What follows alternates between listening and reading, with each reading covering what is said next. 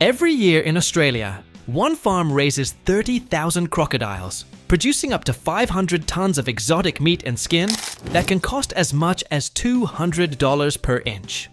This is Australia's Northern Territory Crocodile Farm, the biggest crocodile hub in the world, where ancient crocodile hunting traditions have turned into a $1 million business.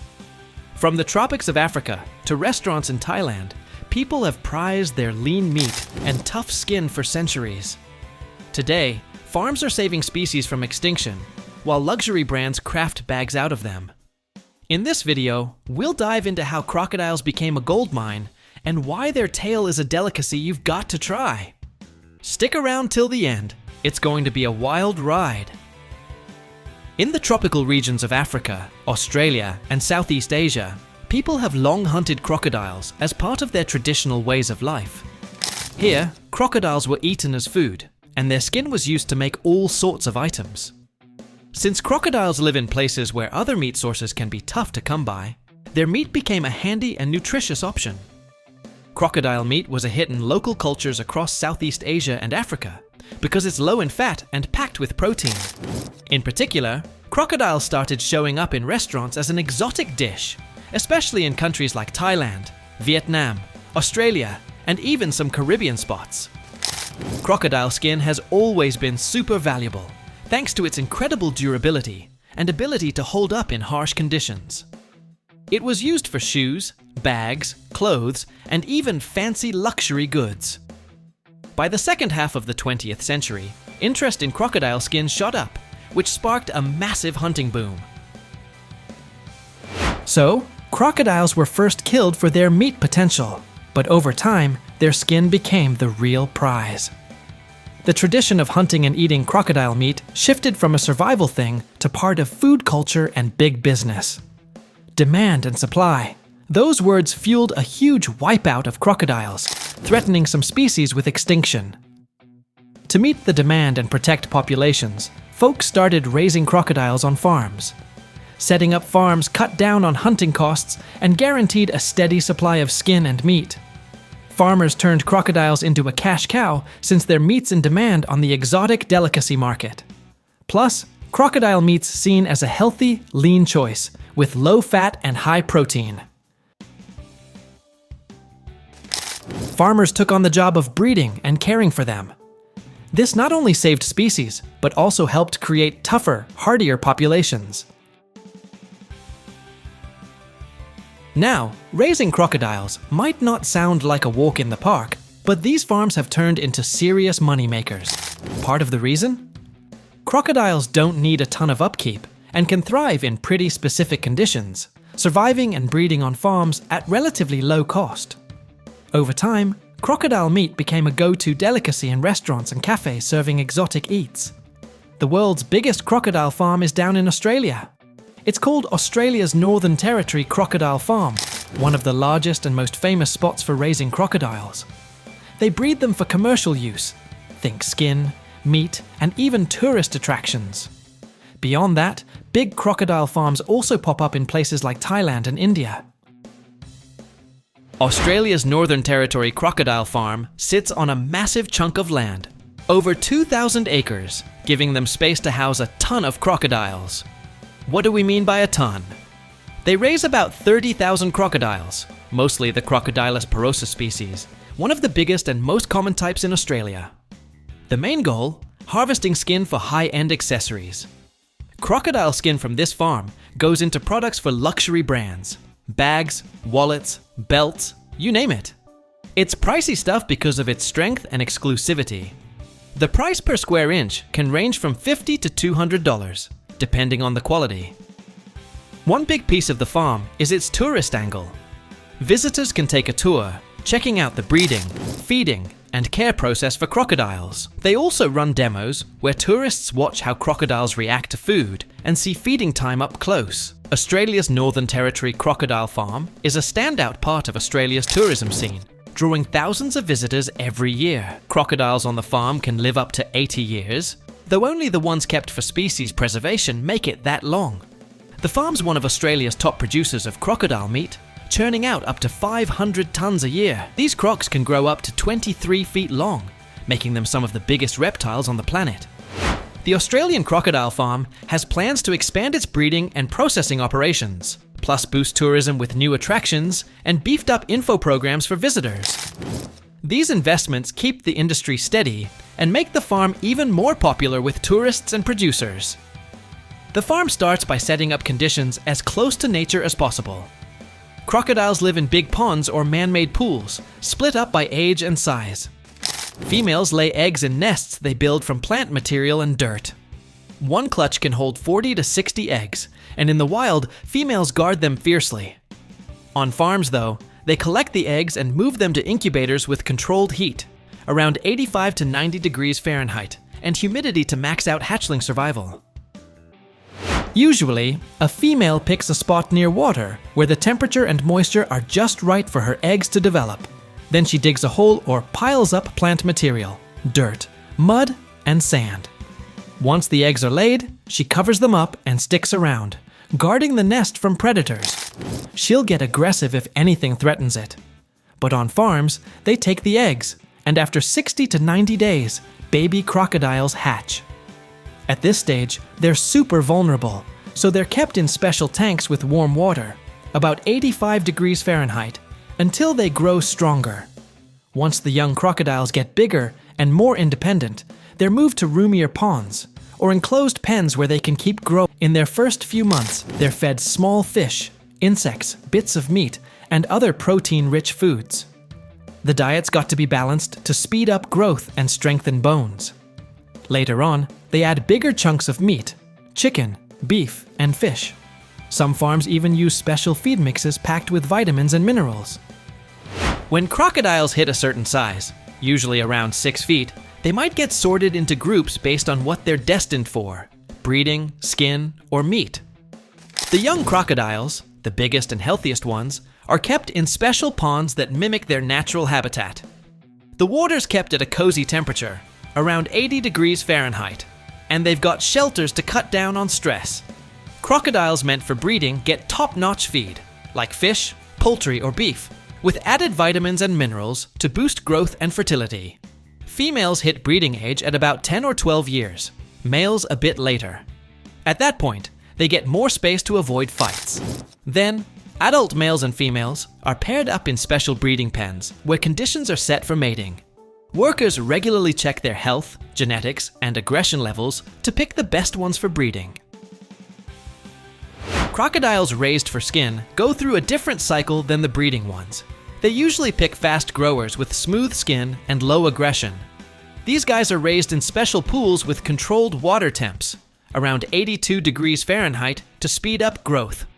Space is tight in these pools to limit movement and prevent skin damage from scraps or scratches. They're fed high-protein grub, fish, chicken, beef, with vitamins and minerals to keep their skin in top shape. Feed amounts are controlled so they don't overeat, since extra weight can stretch or ruin the skin. The prime skin comes from young crocodiles, aged 2.5 to 3.5 years. At that age, the skin's elastic, free of rough scales or scars, perfect for premium goods. Workers use humane slaughter methods, like electric shocks or gas chambers, to avoid damaging the material. The skin's removed with a special technique to prevent tears. Next, it gets cleaned, tanned, and dyed. The processed skin heads to fashion houses and luxury brands making accessories, bags, belts, and shoes. The priciest part? The belly zone. It's smooth, soft, and free of bumpy growths. Top-tier brands like Hermes and Louis Vuitton snap up this raw material. For meat, they mostly use young crocodiles, aged 2 to 3 years. These ones are kept in roomier ponds than the skin group, since scratches aren't as big a deal. They manage the number of crocodiles per square foot to keep aggression in check. The diet's tweaked to pack on weight fast with minimal fat. The tail's the star, tender meat for steaks and fillets. The legs are a delicacy too, kind of like frog legs in texture. The back works great for grilling, skewers, or sausages. One carcass averages 10 to 20 pounds of pure meat. Tourists can visit the crocodile farm all year round. Australia's climate lets farms run full-time with no seasonal breaks, so visitors can see the breeding process and crocodiles at different growth stages anytime. That said, the best time to go is the dry season, from April to October, when touring's more comfortable. Every year, the United States spends $17 billion just on importing fresh fruits, and avocados from Mexico alone rack up $3 billion of that. The sugar in your cup of tea? Chances are, it traveled thousands of miles from Latin America. Americans chow down on 1 billion pounds of tuna every year, and 90% of winter tomatoes come from Mexico, where agricultural cartels are battling it out for control of that market. From olive oil out of Spain to turmeric from India, imports keep the United States fed with variety and savings. In this video, we're going to spill the beans on where your favorite foods come from, the numbers behind their journey, and why it matters to every single one of us. Don't miss it. It's going to be tasty and full of surprises. Get comfy. Brew yourself some tea. Do you take it with sugar?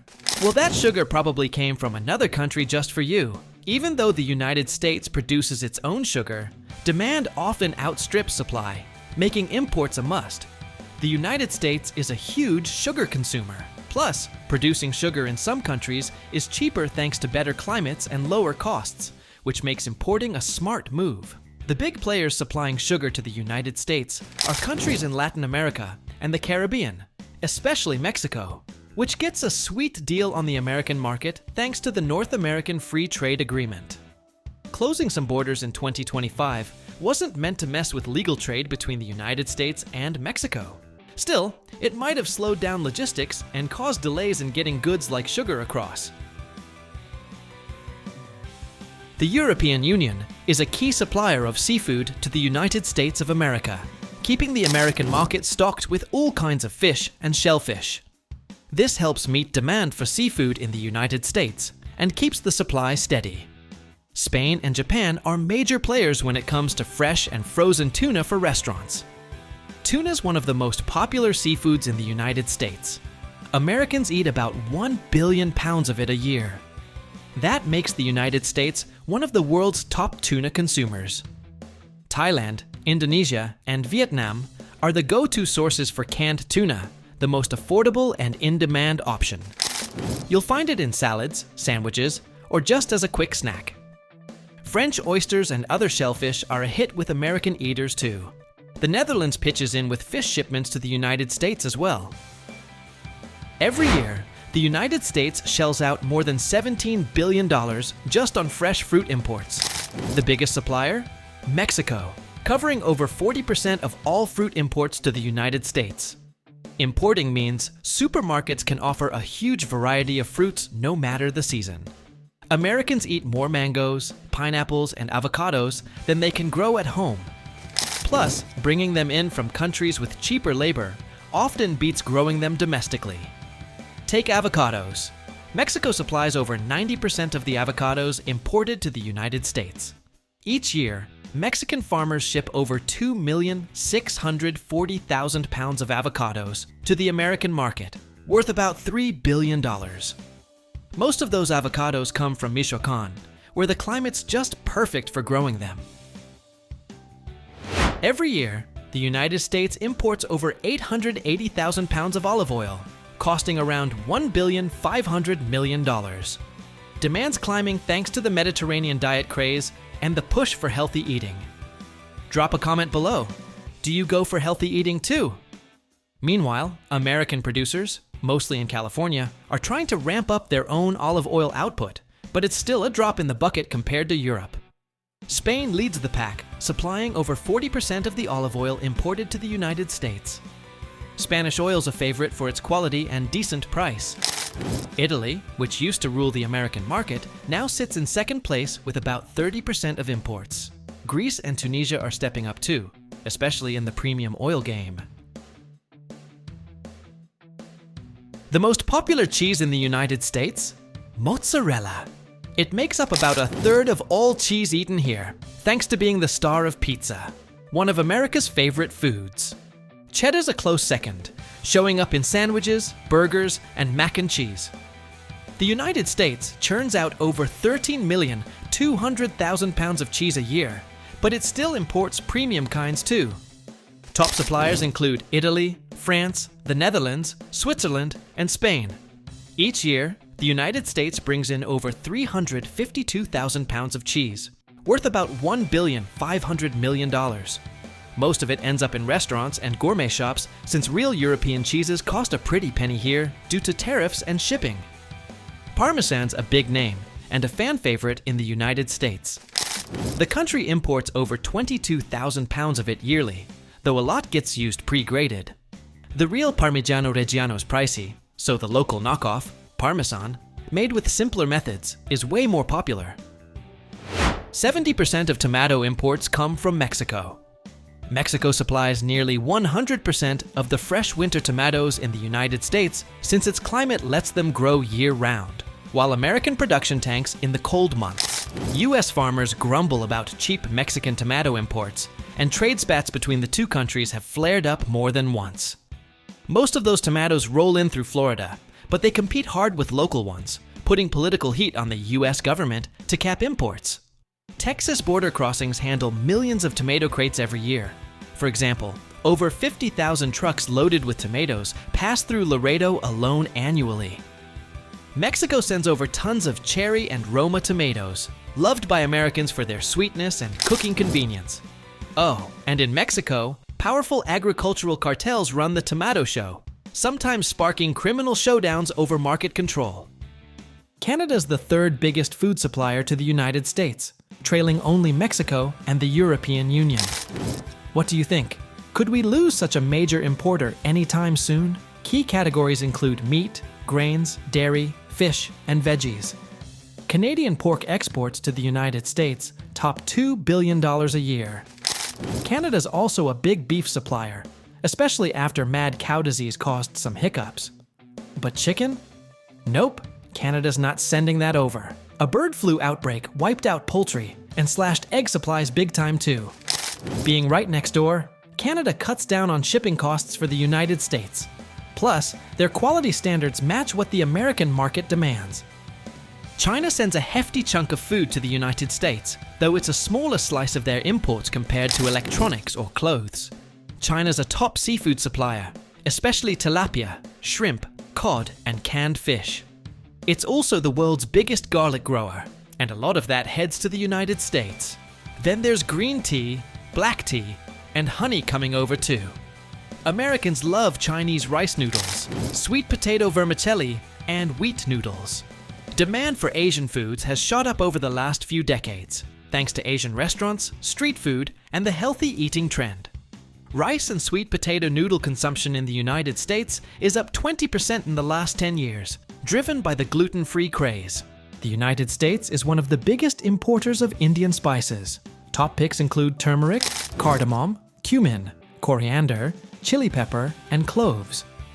India produces over 80% of the world's turmeric, and a big chunk of that lands in the United States. Oh, and India is the second largest tea supplier to the United States after China, with faves like Assam, Darjeeling, Nilgiri, and masala chai. India is the main source of basmati rice for the United States too, perfect for healthy eaters and Indian food fans. The United States brings in tens of thousands of pounds of legumes from India yearly as vegetarian diets catch on. Mangoes? A total crowd pleaser. India ships over 33,000 pounds a year. Demand for Indian goods is booming thanks to healthy eating trends, exotic flavors, and the rise of Indian cuisine in the United States. You might wonder, why all this importing? Doesn't the United States grow broccoli or spinach? Sure, but don't forget those harsh winters in some regions. Imports dodge seasonal shortages, keep prices down, and bring variety. In summer, California, the United States' veggie powerhouse, has huge harvests, but winter cuts production way back. Cheaper labor abroad helps too. Growing and freezing veggies in places like Mexico, China, or Peru costs less than doing it in the United States. It's easier to ship frozen veggies over. They last longer and keep their nutrients, making them perfect for restaurants and big stores. Take broccoli. It holds on to its goodness when frozen. It's a legit superfood, packed with nutrients and proven health perks. Even though the United States is a top tofu exporter, it imports plenty too to meet demand. About 1,585 importers bring tofu into the United States, keeping the market stocked with options. Tofu imports have doubled in recent years. Made from soybeans, it's a protein-packed powerhouse. Tofu's a big deal in global trade, thanks to its nutrition and appeal to all kinds of eaters. The United States plays both sides as a major exporter and importer, showing how much Americans crave it. Beyond foodies and health nuts, athletes and bodybuilders dig tofu too. It's clutch for building and recovering muscles. Imagine a plant spread out over 11 million square feet, where thousands of specialists work every single day to assemble an aircraft made up of more than 4 million parts. Here, in Toulouse, France, giants of the sky are born, from the legendary A380 to the cutting-edge A350. Parts for these aircraft come in from all over the globe. Wings from Britain, the fuselage from Germany, and engines from the United States. This is not just a plant. It is the heart of European aviation and a true marvel of engineering. And now we are going to take a look inside. The Airbus plant in Toulouse covers an area of over 11 million square feet. Now, that is an impressive size for any manufacturing complex, and especially so in the aviation industry. This plant produces not only the A380, but also other aircraft models from the company, like the A350. To produce these technological wonders, Airbus uses more than 2,000 workstations equipped with the very latest technology. This plant is the heart of Airbus aircraft production and a complex logistics hub, where every stage of aircraft manufacturing is its own form of art. The Airbus plant in Toulouse was actually founded way back in 1946 under the name Aerospatiale. Initially, it was a French company specializing in aviation manufacturing, and it laid the groundwork for the future Airbus plant. All the early stages of the plant's operation involved creating aircraft for both military and commercial needs.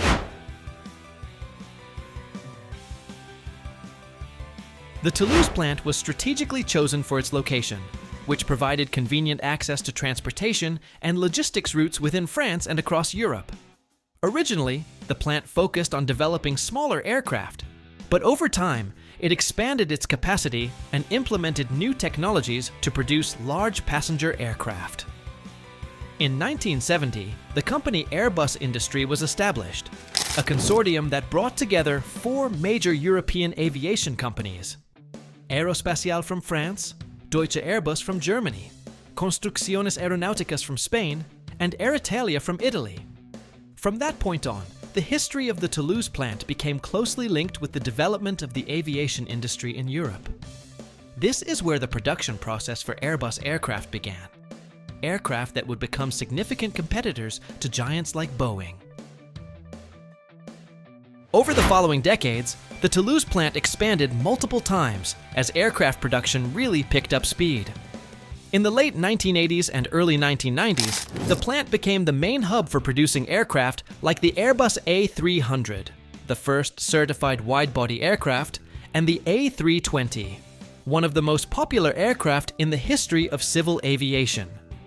Over time, the Toulouse plant became the primary production center for models like the A330, the A340, and the A380, that huge double-decker aircraft that became a symbol of Airbus.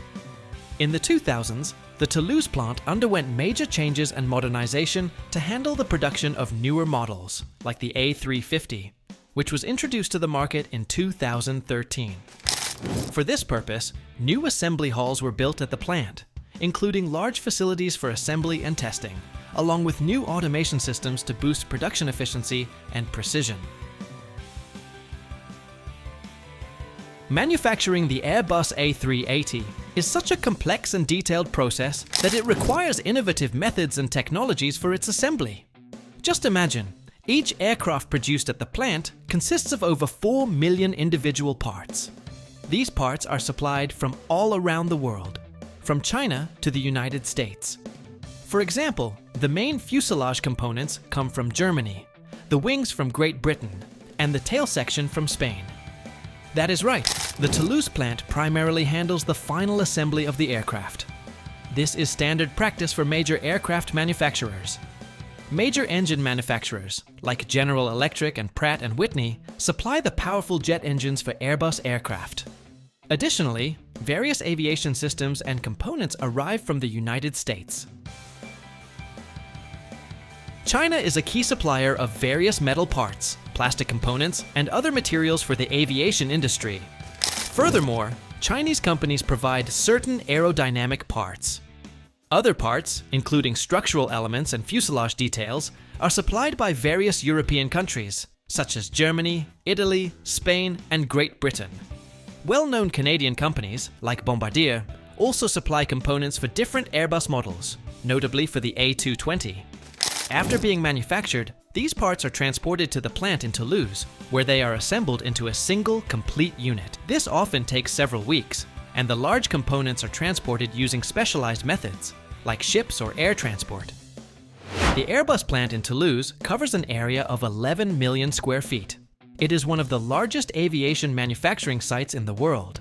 First, inside the plant's enormous assembly halls, the aircraft fuselage is put together. This is the main body of the aircraft, composed of several large segments that are delivered separately. Each fuselage segment is a major part of the structure, joined together with the others using cranes and specialized assembly machines. A crane lifts the parts, and they are carefully connected using special bolts and welding techniques. This is how the frame structure begins to take shape, although it is not yet in its final form. Once the main fuselage sections are assembled, the wings are brought into separate areas for installation.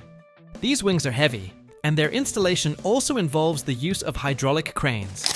When the wings are ready, they are attached to the main fuselage structure. Special attention is paid to this stage because the join between the fuselage and the wings is a critically important part that affects the aircraft's aerodynamics and safety. The installation of all the necessary systems, electrical, hydraulic, and avionics, also happens during this phase. Parts are integrated in special clean rooms to prevent any damage or contamination. This is a highly precise process, as all the elements, like cables, pipes, and computer systems, must be correctly positioned within a limited space. Robotic systems are often used at this stage for the precise placement of these elements. Once the aircraft structure is nearly complete and all internal systems are connected, it is time to install the engines. This is another critically important step, as the engines play a significant role in the aircraft's overall stability. Large hydraulic mechanisms and cranes are used to lift the heavy engines and precisely attach them to the aircraft structure. This also demands a high degree of precision and care. As soon as the aircraft is assembled and the engines are in place, it undergoes a series of tests and checks. On the ground, they conduct tests on the braking systems and check the aircraft's response to mechanical stresses. All these operations take place on enormous testing grounds, which allow for trials involving various loads and speeds. At the same time, the functionality of all the aircraft systems is verified. The testing area itself covers about 2 million square feet. After all the tests and adjustments are done, the aircraft moves on to the finishing stage, where it gets painted and the final details are added: window sealants, stripes, logos, and other design elements. Before the paint is applied, the aircraft is thoroughly cleaned to remove any contaminants, grease residues, or dust. Following this, the metal surface is treated to ensure better paint adhesion. An important step is the application of an anti-corrosion coating, which protects the aircraft body from oxidation and other harmful factors. This coating is applied using special sprays or spray guns to create a uniform protective layer. The aircraft is then painted in several layers. Most often, special polyurethane paints are used, which provide a durable, resistant coating. These are applied using rotary atomizers, which allow for even distribution of paint across the entire surface. The aircraft is placed inside a special painting hangar, sort of like a large enclosed area, where the necessary temperature and humidity levels are maintained to ensure proper paint adhesion to the surface and facilitate quick drying. After the base color is applied, a top coat is added, which provides extra protection against atmospheric elements and also gives the aircraft a glossy finish. This layer also adds resistance to ultraviolet rays, preventing the paint from fading in the sun. After painting, the aircraft are inspected for any defects. If any cracks or bubbles appear in the paint, they have to be corrected. In the final stage, airline logos or special liveries are applied to the aircraft. This might involve not just applying paint, but also installing special decals or applying a protective film to the surface. This process can take up to several weeks for a single aircraft, depending on the size and complexity of the livery. In total, painting a complete Airbus aircraft requires about 3,300 pounds of paint. The process of installing the cockpit is one of the most complex and precise operations. The aircraft cockpit, especially in models like the A350 or A380, contains hundreds of different sensors, control systems, displays, and other technical elements that must be precisely configured. Altogether, a cockpit can contain up to 5,000 different parts. Interestingly, the assembly of the cockpit takes place separately from the main aircraft body. This is done in special workshops where the cockpit is fully equipped before being transported for final integration into the aircraft. The entire cockpit installation process takes several days and demands the highest level of precision, because any malfunction in the control or navigation systems could lead to serious problems during the aircraft's operation. Another crucial aspect is the integration of avionics, which are the aircraft's electronic control systems. These systems allow pilots to monitor flight parameters, engine status, the situation in the sky, and perform other critically important functions. Installing the avionics takes anywhere from several days to several weeks, depending on the complexity and type of the aircraft. More than 10,000 people are involved in the aircraft assembly process, including engineers, technicians, testers, and other specialists. The production cost for a single A380 aircraft is around $445 million United States dollars, making this project one of the most expensive in the world of aviation. Just for the development of new technologies and the improvement of automation processes, Airbus spends millions of dollars every year. Every year, between 80 billion and 150 billion units of Adidas clothing are produced worldwide. But what about footwear, which holds the second largest production volume in the world? Recently, Adidas has seen a significant surge in popularity for its retro models, such as Samba, Campus, and Handball Special. According to the online platform StockX, Adidas sales increased by 51% compared to the previous year. Let us dive into the production of these legendary sneakers and see how new footwear is brought to life. The process of creating a new Adidas shoe model begins long before the first physical samples reach the production line. Dozens of specialists from different fields take part in this process. Designers, marketers, engineers, technologists, and even sports consultants. Adidas designers constantly analyze market trends, researching which models are currently in demand, which technologies are evolving, and what consumers prefer. This includes analyzing past sales data, studying fashion trends in streetwear and sportswear, monitoring competitors such as Nike, Puma, and New Balance, tracking new materials and innovations in manufacturing, and conducting surveys with professional athletes and regular users. This process can take anywhere from several weeks to several months, depending on whether it involves updating an existing line or creating an entirely new concept. Once the team gathers enough information, the concept development phase begins. Designers create the first sketches, plan the shape, position logos, and select material and color combinations. At this stage, it is crucial to find the perfect balance between style, functionality, and comfort. Interestingly, Adidas frequently uses specialized three-dimensional modeling software that allows designers to create realistic digital images of future shoes. This helps save time and provides a more accurate visualization of how the model will look in reality. This exciting process can involve anywhere from 10 to 50 people, depending on the complexity of the project. This includes not only designers, but also biomechanics specialists who assess comfort and foot impact, technologists responsible for materials, and even marketers who propose changes to meet consumer expectations.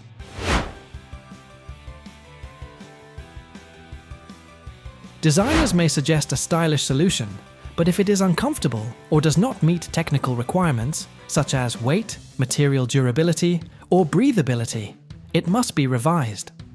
Some ideas are impossible to implement due to technological constraints or excessively high production costs. Adidas is actively working to reduce environmental impact using recycled materials and eco-friendly technologies, which also influence design decisions. After the first physical prototypes are created, Adidas puts them through rigorous testing to evaluate comfort, durability, and compliance with stated characteristics. This stage assesses material quality, seam strength, and overall resilience before launching the model into mass production.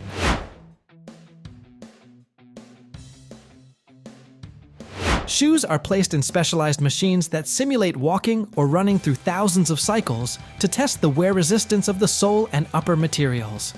The sole bends thousands of times to check for cracks or deformations. The shoes are submerged in water or exposed to moisture to test their resistance to soaking. The force required to tear fabric, seams, or glued elements is measured.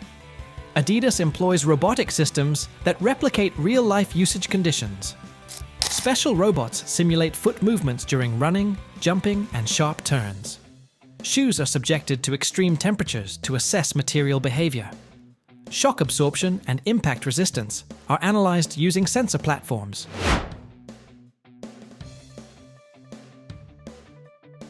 No footwear enters mass production without undergoing real-world testing. Adidas collaborates with professional athletes who wear new models during training and provide feedback.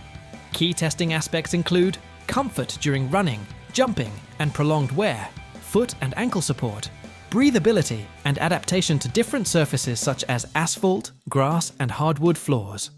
All these stages can take anywhere from several months to a year, depending on the model's complexity and the number of necessary adjustments. If a prototype fails testing, it returns for further refinement. Adidas works with suppliers worldwide. For example, the Boost sole was developed in collaboration with the German chemical company BASF. This revolutionary sole consists of thousands of expanded thermoplastic polyurethane pellets that provide high energy return. Once all necessary materials arrive at the manufacturing facility, one of the most crucial stages begins: cutting and preparing shoe components. From large fabric or leather rolls to sheets of synthetic materials, all components are placed in designated cutting zones. Workers or automated systems load materials into cutting machines according to the production plan. Modern Adidas factories use automated feeders that evenly unroll fabric or rubber for precise cutting. Laser cutting is used for thin synthetic materials and mesh fabrics like prime knit, as well as for intricate designs requiring high precision. Mechanical cutting is performed using press cutters or automatic knives following program templates. This method is ideal for leather components and thick fabrics. High-precision computer numerical control cutting machines can simultaneously cut hundreds of pieces from different materials, significantly accelerating the process. To minimize waste, software analyzes the most efficient way to position shapes on the material. Leftover scraps from cutting may be used for smaller components or other shoe models. Some recycled materials, such as Parley Ocean plastic, undergo secondary processing for reuse in future products. After cutting, components undergo additional technological treatments to achieve the required properties. Lamination is used to reinforce fabric and improve its performance characteristics. For example, running shoes may feature multi-layer lamination to enhance waterproofing and durability. This process includes applying special polymer coatings or thermal adhesives to increase material strength. Some shoe elements, especially those containing thermoplastic components, go through a heat molding process. When heated to a specific temperature, the material becomes pliable and takes the desired shape. Once cooled, it retains its structure. This method is used to create rigid heel cups or supportive inserts in the sole. Adidas employs several branding techniques for footwear. Thermal printing embeds logos and textured patterns into fabric or leather under high temperatures. Embossing creates raised logos on leather and synthetic components.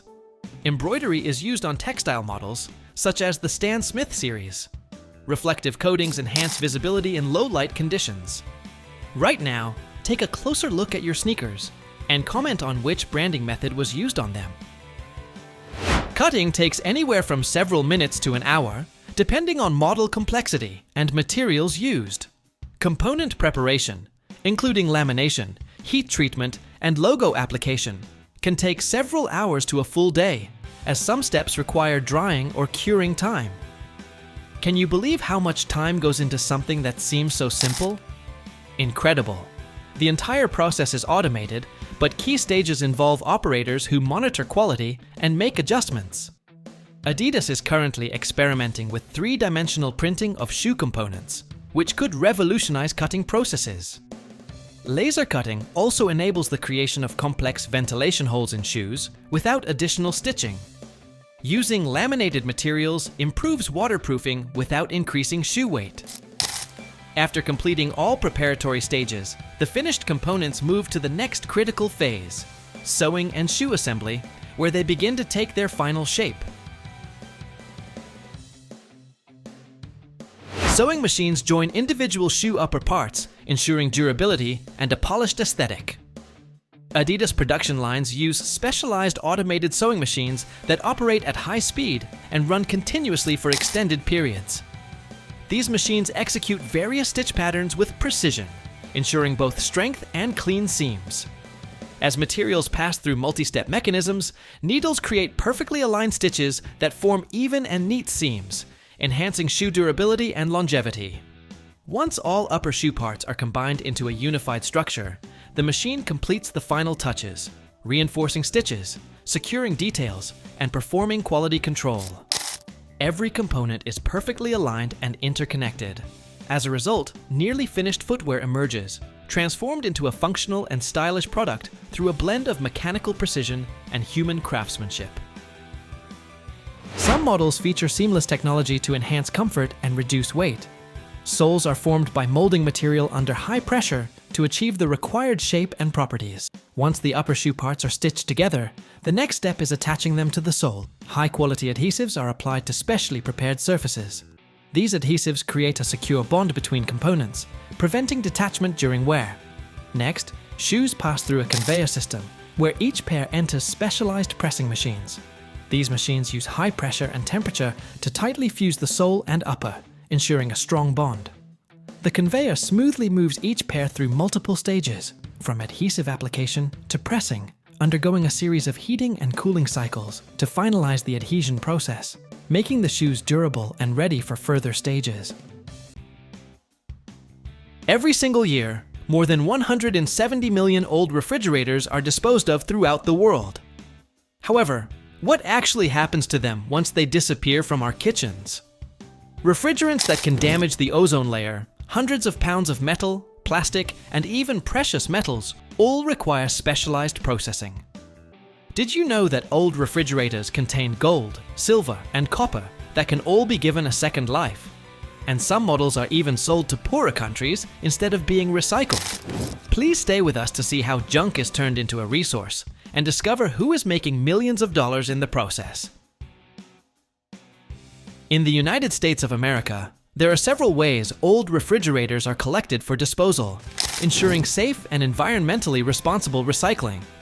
Some large retail chains, such as Best Buy, offer programs to recycle old household appliances.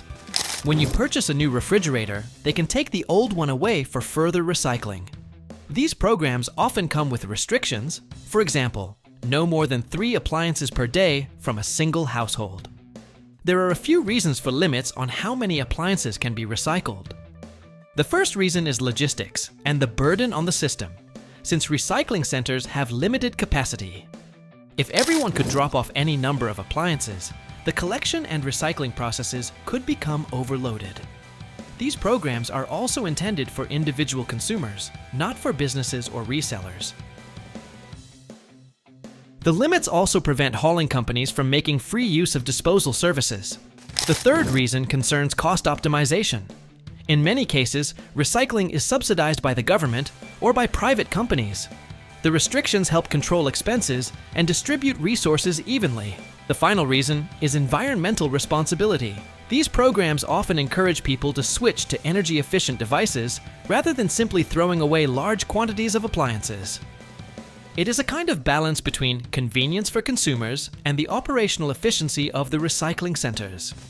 In many cities and districts, there are municipal collection points for large household appliances. Consumers can bring their old refrigerators to these points, where specialized companies pick them up for recycling. These collection points can be stationary or mobile, which makes it more convenient for residents. Some energy companies also offer programs for disposing of old, inefficient refrigerators. They may provide financial incentives or free appliance removal to encourage consumers to switch to energy-saving models. There are also private companies that specialize in collecting and recycling large household appliances. They offer services to remove old refrigerators directly from the consumer's home for a certain fee. These methods of collecting old refrigerators support the responsible handling of electronic waste, ensuring proper recycling and minimizing negative impacts on the environment. After collection, old refrigerators are taken to specialized recycling centers, where they are sorted and prepared for disposal. This process unfolds in several main ways, which we will describe right now. Many major cities have specialized facilities that accept old appliances directly. For instance, in the United States of America, such facilities operate under programs focused on the responsible recycling of electronics. In some situations, refrigerators are first sent to warehouses or designated lots where enough units are accumulated for subsequent mass recycling. This saves on transportation costs and streamlines logistics. Some large brands, such as Whirlpool or LG, run their own recycling programs. They take back old refrigerators, break them down, and reuse some of the materials in the production of new appliances. Sometimes, old but still functioning refrigerators are sold or transferred to less developed countries. This practice is considered controversial because such equipment can consume a lot of energy and may contain hazardous substances. How do you feel about this issue? Is it better to have a refrigerator that poses potential harm, or is health more important than questionable humanitarian aid? In Europe, there are strict regulations regarding the recycling of household appliances. For instance, under the Waste Electrical and Electronic Equipment Program, refrigerators are transported to certified centers, where they are taken apart into environmentally safe components. At every stage of this process, safety regulations must be observed, because refrigerators contain refrigerants and other potentially harmful substances that cannot simply be dumped in a landfill. Before a refrigerator is sent for dismantling, its technical condition is assessed. Models that still work can be repaired and resold, or donated to charitable organizations. Faulty or obsolete models are immediately directed to further processing. Next, refrigerators are categorized, since different models contain different materials and refrigerants. They are divided into industrial refrigerators, household refrigerators, and refrigerators containing harmful freon. After that, refrigerators are checked for the presence of hazardous gases and liquids. Freon and other refrigerants are removed because they require special disposal methods, as they deplete the ozone layer. Lubricants are drained, since they can contain heavy metals. Before extracting freon, technicians place the refrigerator in a designated treatment area, where they check which specific refrigerant is used. Technicians connect the refrigerator to a vacuum pump, which creates pressure inside the system and forces the freon to flow in the required direction. The refrigerant is drawn out through specialized valves, after which the gaseous freon is collected in sealed containers, while the liquid freon is filtered and can either be used again or sent for chemical recycling. The freon that is collected undergoes purification to remove oil, moisture, and metal particles. After that, it is either destroyed or reused in cooling equipment. Older banned refrigerants must not be released into the atmosphere, so they are incinerated in special high-temperature installations that break them down into harmless components, or they are converted into newer, safer gases through chemical reactions. All of this happens at certified facilities because mishandling freon can cause damage to the environment. Once the freon and other refrigerants have been dealt with, it is necessary to drain the lubricants from the refrigerator. These fluids contain pollutants that can harm the environment. The lubricant in a refrigerator is mostly in the compressor, which is responsible for circulating the refrigerant. During operation, it mixes with freon, So removing both substances often occurs simultaneously, although it depends on the specific model. Before draining the lubricant, the compressor is removed or punctured so that the fluid can flow out freely. The lubricant then either drains by gravity into a collection tank, or it is pumped out by a vacuum device. Special containers are used to prevent spills and the evaporation of dangerous substances. The collected fluid is then purified of any remaining freon, metal particles, and other impurities through settling and filtration. After purification, the lubricant can be reused in compressors if additional cleaning is performed. If it cannot be recycled, it is incinerated in special furnaces. It can also be applied in certain industries, for instance, in the production of technical lubricants. This is carried out at specialized facilities to prevent leaks of harmful substances into the environment. Modern refrigerators contain electronic boards, displays, and battery elements. Workers remove these parts by hand because automated conveyors cannot handle such components without damaging valuable materials. Prior to shredding, refrigerators undergo inspection. Wiring, plastic parts, and insulating panels are taken off. These materials are sorted for further recycling or safe disposal. In general, human oversight is required at every step to ensure safe and clean disassembly. However, certain processes are automated. For example, shredding metal housings or compressing plastics. The external body of a refrigerator is usually made of steel or aluminum sheet. It is separated either by hand or by hydraulic machines and sent for shredding. Compressors and condensers have a high content of non-ferrous metals, such as copper and aluminum, so they are taken apart separately. Copper and aluminum are then sent for smelting and used in new electric devices. Refrigerators also contain many plastic parts, such as internal panels, shelves, bins, and door gaskets. Workers remove these elements by hand because the plastic must be sorted by type. Certain types of plastic are recycled into pellets, which are later used to manufacture new products.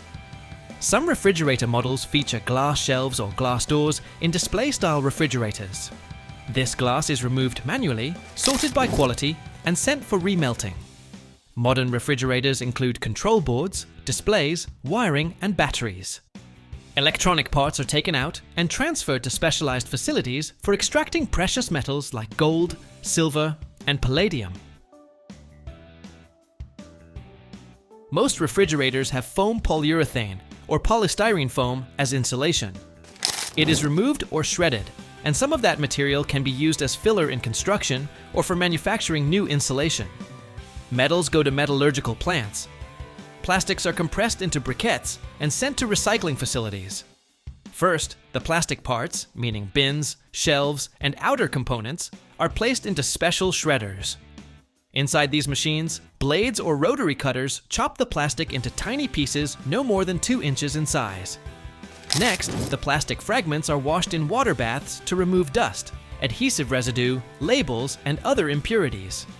Some plastics undergo separation, during which they are divided by density.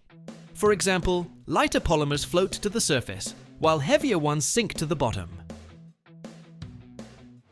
The cleaned plastic is sent through powerful drying units to ensure it has no excess moisture, since moisture can reduce the quality of the recycling process. The dried plastic is then fed into hydraulic or mechanical presses, where it is compacted under pressures of up to a few hundred short tons. This process occurs without heating, so the material does not melt, but simply becomes more dense. The pressed plastic is formed into briquettes weighing from a few pounds to a few dozen pounds, depending on what clients need. The finished briquettes are wrapped in film or secured with metal straps so that they do not fall apart during transport. They are then shipped to factories, where the plastic will be melted and converted into new items, such as plastic containers, furniture, pipes, or even parts for new refrigerators. This method conserves space during transport and reduces logistics costs, since pressed plastic occupies several times less volume than loose fragments. Glass is remelted and used in new glass products. Electronic parts are recycled separately, and precious metals are extracted from them. Insulation materials are partly disposed of or reused. Thanks to modern technology, most materials from old refrigerators get a second chance at life. Every year, thousands of peacocks are bred in China, generating billions of dollars in revenue. These birds are not just a lavish addition to estates, they are a true gold mine. Their feathers sell for dozens of dollars per piece, and their meat is served in luxury restaurants for hundreds. But did you know that peacocks are also bred for cosmetics and traditional medicine? How did China turn these exotic birds into a global business? Let's find out. At first glance, a peacock seems like nothing more than a decorative bird. However, China's peacock breeding industry has long moved beyond simple admiration for their beauty. Farmers supply peacocks to parks, reserves, hotels, high-end restaurants, and even private estates. The price of a single bird can range from $100 to $1,000, depending on the breed and coloration. Albino peacocks and rare varieties with unusual color patterns are especially sought after. Peacock feathers are widely used in high fashion, theater productions, and jewelry making. Long, iridescent feathers sell for dozens of dollars each, while exclusive sets can fetch hundreds. Chinese farmers carefully collect molted feathers, creating an entire market around them. While eating peacock meat is considered unacceptable in many cultures, in China, it is served as a gourmet delicacy in high-end restaurants. It is said to resemble pheasant, but with a more tender taste. The price of a portion of peacock meat can range from $50 to $100. Peacock fat and extracts are used in traditional Chinese medicine and cosmetics. These are believed to have rejuvenating and healing properties, making peacocks yet another lucrative source of income for farmers. At large farms, tourists can not only observe the birds, but also feed them, take stunning photos, or even purchase a feather as a souvenir. This business attracts additional investments and increases the value of peacock farming. It seems these birds generate profit with every aspect of their existence. Peacocks have been bred for thousands of years, fascinating people since the times of ancient Egypt, Greece, and China. It is believed that the first domesticated peacocks appeared in India, where they were revered as sacred birds. They were later transported to Persia and eventually to Europe. The ancient Romans not only admired peacocks, but also served them as a banquet delicacy. However, the real boom in peacock farming began in China during the 20th century. Farmers quickly realized that these birds were not just decorative, but also highly profitable. Before the coronavirus outbreak in the year 2020, China had approximately 20,000 farms breeding various wild animals, including peacocks. This industry generated around 74 billion United States dollars and provided jobs for 14 million people. After the outbreak, the Chinese government shut down these farms due to concerns about virus transmission from wild animals to humans. The size of a peacock farm can vary significantly depending on the scale of production and breeding purposes. Small private farms may occupy just a few thousand square feet, while large commercial facilities span multiple acres. The ideal farm size depends on ensuring the birds have enough space for comfortable living and breeding, while efficiently organizing farm infrastructure. Peacocks require ample space to move freely and display their magnificent tails. The recommended area per bird is approximately 100 to 160 square feet. This means that a farm with 100 peacocks would need at least 11,000 to 16,000 square feet of open space. Additionally, space must be allocated for shelters, feeders, incubators, and other farm structures. Choosing a location also depends on climate conditions, access to feed and water, and proximity to sales markets. In regions with mild climates, peacocks can be kept outdoors for most of the year, reducing shelter construction costs.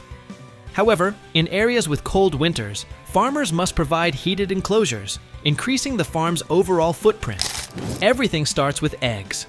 Wild peacocks lay up to 20 eggs per season, but on farms, with proper care and a balanced diet, a single female can produce up to 40 eggs. The eggs are collected and placed in incubators, special machines maintaining a temperature of 99.5 degrees Fahrenheit and humidity around 60%. Under these conditions, embryos develop, and in 27 to 30 days, the first chicks hatch. Newborn peacock chicks are highly sensitive to temperature, so they are kept in heated enclosures at temperatures ranging from 85 to 95 degrees Fahrenheit during their first weeks.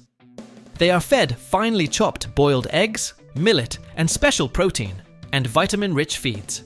By 1.5 months, they begin to grow faster and are transferred to larger enclosures.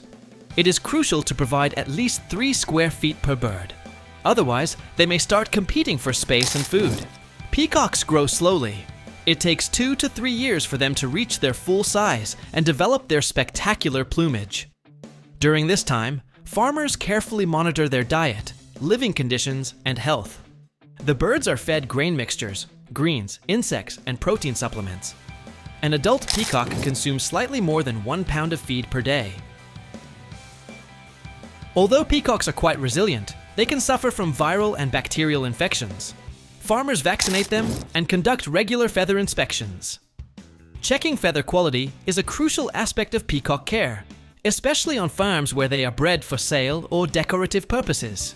Farmers or veterinarians examine feathers for damage, molting, parasites, and overall health. They check for broken, dull, or missing feathers. The brightness and uniformity of the coloration indicate the bird's well-being. Feathers and skin are also inspected for mites, lice, or fungal infections. The tail feathers of males receive special attention, as they are the primary decorative feature. Farmers carefully spread them out to assess length and integrity, ensuring molting occurs naturally. Peacocks molt annually, and this process lasts for 2 to 3 months. If necessary, birds are bathed in special parasite treatments, or their feathers are conditioned with nourishing agents. When peacocks reach the desired age, they are categorized based on purpose. The most beautiful and healthy males and females are sold for decorative purposes. Some birds are kept on farms to continue breeding. Every year, peacocks shed their magnificent feathers, which farmers collect for sale. These feathers are used in fashion, decor, and art. Of course, some birds are also processed for meat. Peacock meat is dark and tender, somewhat similar to pheasant, but with a richer aroma. It is often prepared with citrus fruits, wine, or spices to enhance its refined flavor. Despite being exotic, peacock meat remains a niche product, but for farmers, it is yet another revenue stream. The purchase of peacock carcasses is a niche yet stable market. Restaurants and hotels place regular orders, though in limited quantities. Private customers usually buy peacock meat for special occasions. Who buys peacocks for consumption? High-end restaurants, especially in China, India, and the Middle Eastern countries. Chefs order peacock meat for exclusive dishes served in VIP rooms or at special events. Wellness centers. Some Asian practices believe peacock meat has medicinal properties. It may be recommended for boosting immunity or as an energy-rich food. Luxury hotels. Large resort complexes catering to affluent tourists may include peacock dishes on their menus. As for feathers, peacocks shed their plumage annually, allowing farmers to collect up to 200 long feathers per bird without harming them. This is a distinct business sector, as peacock feathers are used in high fashion for clothing and accessories, stage costumes, jewelry making, interior decoration, and cultural rituals. Farms export feathers worldwide, generating a significant portion of their revenue.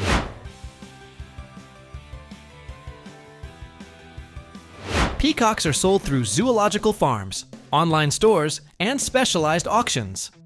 Chinese farmers have mastered promoting their products through social media and even use live streams to showcase their birds to buyers. Peacock exports from China are growing rapidly. The highest demand comes from the Arabian countries, the United States, India, and Europe. Peacock feathers are transported worldwide using various methods depending on volume and destination. Feathers are either hand-plucked or removed with special tools, then carefully packaged to prevent damage. They are primarily collected during natural molting when the feathers fall off on their own. Feathers are meticulously packed in special boxes or bags to prevent bending or breaking during transport. Soft materials such as paper or fabric are often used for extra protection. Thanks to modern logistics systems, peacock feathers can be shipped by sea, air, or rail. Large shipments are usually transported by sea freight, while air freight is used for faster deliveries. Since peacock feathers may be subject to export and import regulations, proper documentation and certification are essential for customs clearance. Specialized logistics companies with experience handling delicate cargo typically manage large-scale or international shipments.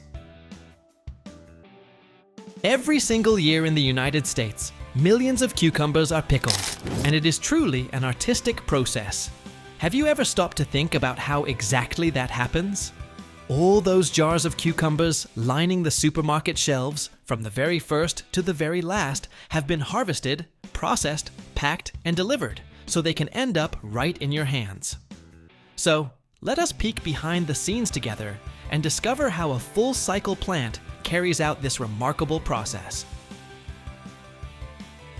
In the United States, some pickling plants operate their own plantations, where cucumbers are grown specifically for this purpose. It is not just about harvesting, it is also about ensuring that each cucumber has the perfect size and shape.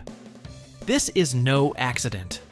Every cucumber that arrives at the plant must meet strict standards, or the pickling will not be as effective. For example, in the state of Michigan, which is home to one of the largest cucumber pickling companies, the plantation area can span 5,000 or even 10,000 acres. This allows for the cultivation of millions of cucumbers every year. Plants that specialize in pickling handle enormous production volumes. A single plant can process up to 100 million pounds of cucumbers per year. The exact amount depends on the size of the facility and the region. In order to maintain a stable supply to the market, these plantations often have contracts with farmers who grow cucumbers specifically for pickling. Ultimately, from harvest through processing, everything revolves around massive scale. These cucumbers typically measure from about 3 to about 5 inches in length, and their shape must be smooth, without bends or defects.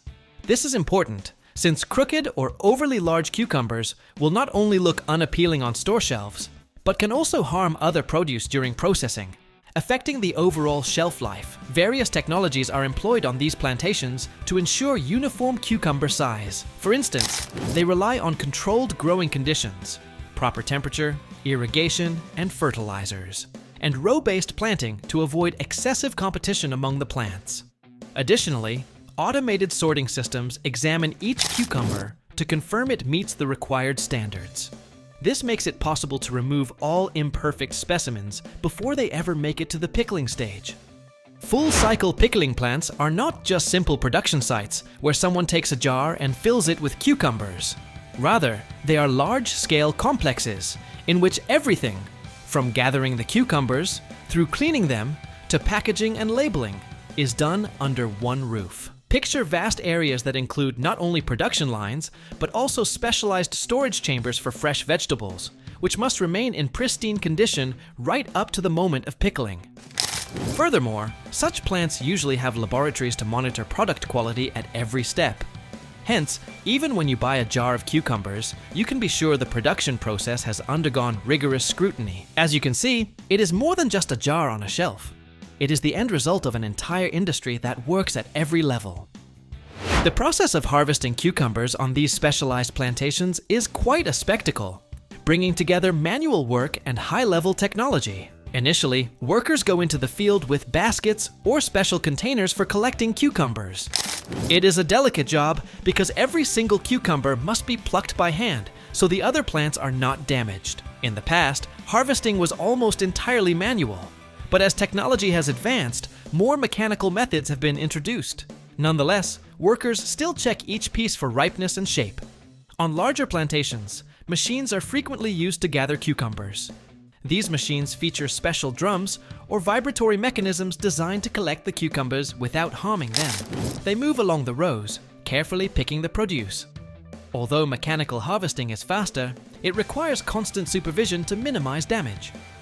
Once harvested, the cucumbers often undergo an initial inspection right in the field. This might include basic sorting by size and shape, filtering out any cucumbers that fail to meet the standards for pickling. Certain plantations use automated systems to do this sorting. Immediately after harvest, cucumbers are transported to the plant for further processing, so their freshness is preserved. All of these steps are carried out very quickly, minimizing the time between picking and processing. Plantations often employ refrigerated trucks to keep the cucumbers from overheating. Now comes the most fascinating part. How exactly do cucumbers land in jars? It begins with washing and sorting. After harvest, cucumbers are thoroughly washed and checked for defects. The washing tanks can hold from about 11 to about 17 short tons of cucumbers at any one time, which is like a whole pool filled with these crispy green fruits. Often, long stainless steel baths are used, where the cucumbers travel along a conveyor belt fully immersed in water. They are first placed in a large water tank for soaking, which loosens soil and leaves.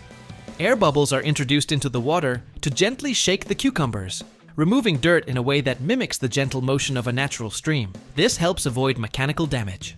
Following the soak, cucumbers pass under strong shower units that rinse away any remaining residue. The water pressure is high, yet carefully managed, so the delicate surface of the cucumbers is not harmed.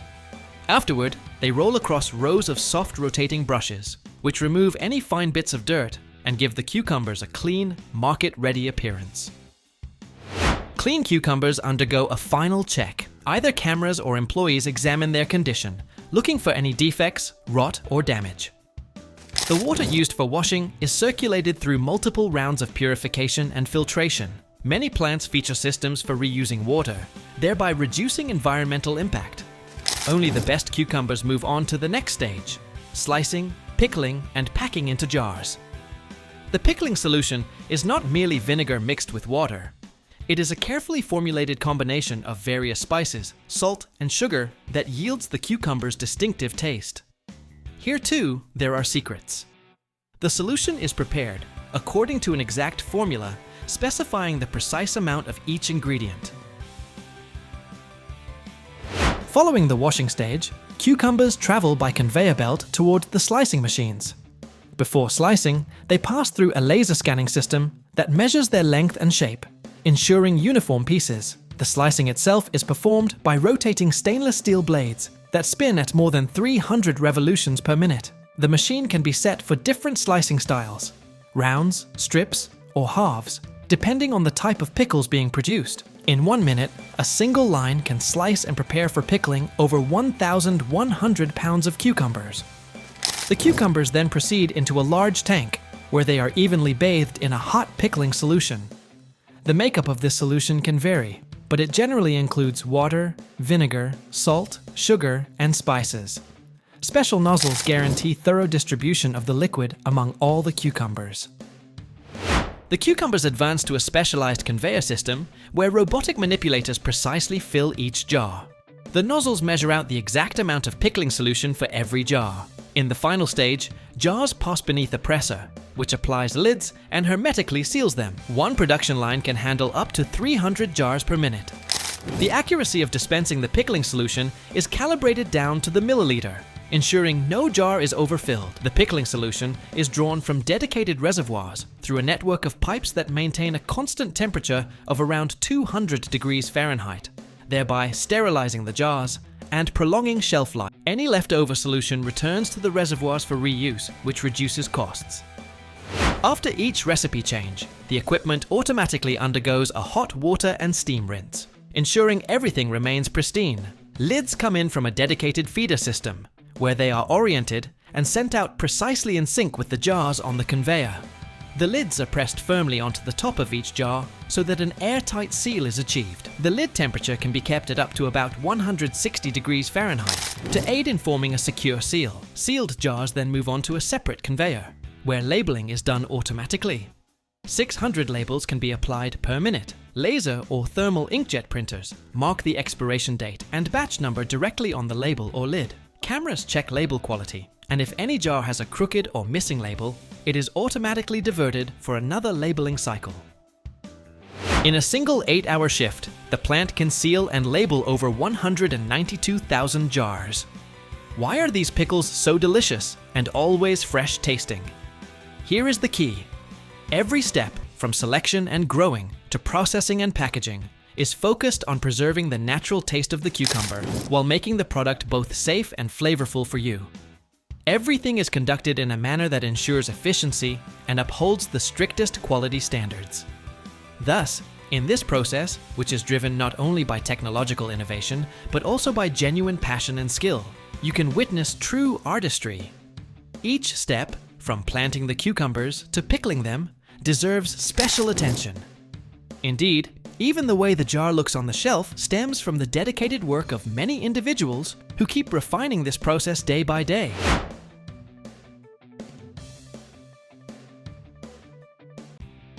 Every year, over 150 million carats of diamonds are mined worldwide. But did you know that some mines are so deep that the temperature inside exceeds 110 degrees Fahrenheit, and powerful explosions can cause seismic tremors felt up to 50 miles away? Diamond mining isn't just digging. It's a full-scale scientific operation that starts with satellite analysis and can last for decades. How are these precious stones found? How do drilling rigs reach depths of 10,000 feet? And what happens to diamonds after they're mined? Let's break it down together. Diamonds form deep beneath the Earth's surface and are brought up through volcanic processes that create kimberlite pipes. These pipes, made of ancient igneous rock, are the primary sources of diamonds and can reach depths of over 10,000 feet, with temperatures inside the mines exceeding 110 degrees Fahrenheit. To cool these environments, powerful ventilation systems compress air. In some mines, the air is so pressurized that if a door between compartments is suddenly opened, the wind force can knock a person off their feet. Sounds dangerous, right? Before mining begins, geologists conduct extensive exploration that can last for decades. The process starts with analyzing satellite images and aerial photography. This is followed by field studies, where geologists collect rock samples for chemical analysis. Special attention is given to the presence of indicator minerals like garnets, ilmenite, and pyrope, which suggest the potential presence of diamonds. If the exploration yields positive results, detailed surveying begins. Drilling rigs create boreholes up to 10,000 feet deep, extracting core samples, cylindrical sections of rock. These samples undergo thorough laboratory analysis to assess the diamond content in the rock. Geophysical methods like magnetic surveys, electromagnetic scanning, and gravimetry are used. Open pit mining is employed when the deposit is relatively close to the surface. Underground mining is used if diamond-bearing rocks are located at significant depths. Mine shafts are constructed, allowing workers and equipment to descend. Mining begins with drilling boreholes into the kimberlite rock. For this, massive drilling rigs over 50 feet tall are used. Each borehole can reach lengths of 2,000 feet, and a single mine may have tens of thousands of such holes. After drilling, explosives are placed in the boreholes, and the detonation occurs under strictly controlled conditions. Some diamond mines use such powerful explosives that underground blasts can trigger minor seismic tremors detectable over 50 miles away. First, vertical shafts are dug, reaching depths of over 10,000 feet. The diameter of the main mine shafts often exceeds 20 feet. Additionally, horizontal tunnels are constructed, stretching for several miles. After the explosion, the rock in the mine breaks into pieces of various sizes, from large boulders to fine gravel. Powerful loaders with buckets lift the debris and transport it to central transfer points. Here, massive dump trucks, each capable of carrying over 250 tons of rock, load the extracted material and deliver it to the main tunnels. In some mines, instead of trucks, specialized electric trains running on tracks tens of miles long are used, capable of transporting over 500 tons of kimberlite rock per trip. The main tunnels are equipped with conveyor systems that start at depths of several thousand feet and extend to the surface. The length of these belt conveyors can exceed 15 miles, with belt widths over 6 feet. Some systems have multi-level structures, allowing simultaneous material transport from different parts of the mine. Before being placed on the conveyor, large rock fragments pass through crushing stations, where massive steel rollers over 20 feet long break the debris into fragments no larger than 3 feet in diameter. The crushers operate with compressive forces of tens of thousands of pounds per square inch and can process over 10,000 tons per hour. After initial crushing, the material is loaded onto the main conveyor belts, which transport it to the washing system. In some sections, the conveyors pass through special grottos equipped with giant sieves with holes of various sizes. During transport, smaller rock particles are sifted and directed to separate processing lines, while larger pieces move to the next stage of crushing. The newest mines are equipped with automated control systems that analyze the rock composition in real time and adjust conveyor speed and crushing intensity. As the future diamonds approach the surface, they are fed into special bunkers where the rock accumulates, ready for further processing. The capacity of these bunkers can exceed 100,000 tons, and their structure allows for even material distribution to washing and sorting facilities. In mines located in deep regions, transporting the rock can take several hours, with annual extraction volumes reaching millions of tons. When I was a kid, my family loved going to the beach. It didn't happen often. My dad rarely had time off, but when it did, everyone was thrilled and happy. Diving underwater to find seashells, crabs, or even clams, I never imagined that diamonds could be mined from the sea. Deep sea diamond mining is one of the most complex and technologically advanced methods in the mining industry. Mines are located where kimberlite pipes or alluvial deposits lie beneath the ocean floor at depths exceeding 500 feet.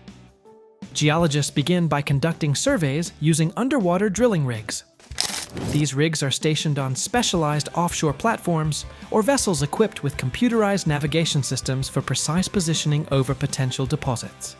Once diamond-bearing deposits are confirmed, the construction of an underwater mine begins.